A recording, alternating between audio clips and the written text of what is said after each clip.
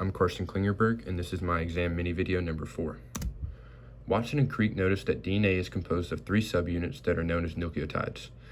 These are made up of a deoxyribose, a phosphate group, and one of the 4 nitrogenous bases, adenine, thymine, guanine, or cytosine.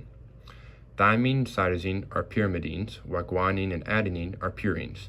You can tell the difference by looking at the molecular structure of them.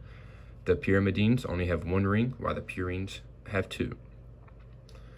Watson and Crick were also able to notice that the DNA helix is held together by hydrogen bonds between the nitrogenous bases on the opposite strands. These pairings of bases are not random, but instead are complementary. Every A is with the T, and every C is with the G. These base pairs form the rungs you see in a DNA helix. The nucleotides form chains between the sugar and phosphate group using covalent bonds. As this chain alternates in the DNA polymer, it creates what is known as the phosphate backbone, and it is found on the outer edges of the DNA helix. And this is what gives structural support for the DNA. As the base pairs form, they begin to stack on top of each other and form the 2 strands of DNA. This is known as base stacking. Base stacking maximizes the van der Waals interactions and in turn increases the stability of the DNA helix. Double-stranded DNA has anti-parallel structures. This means that one strand is going to run in the 3' to 5', while the other one is going to run opposite, so 5' to 3'. Now looking back at the deoxyribose, 1' carbon is important because that is where the nitrogen base connects.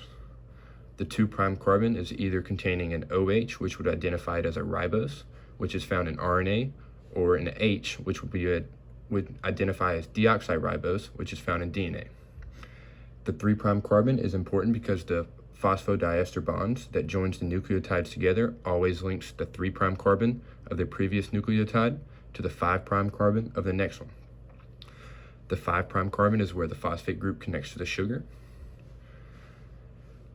A DNA helix can either be oriented left or right-handed, and that is considered their handedness.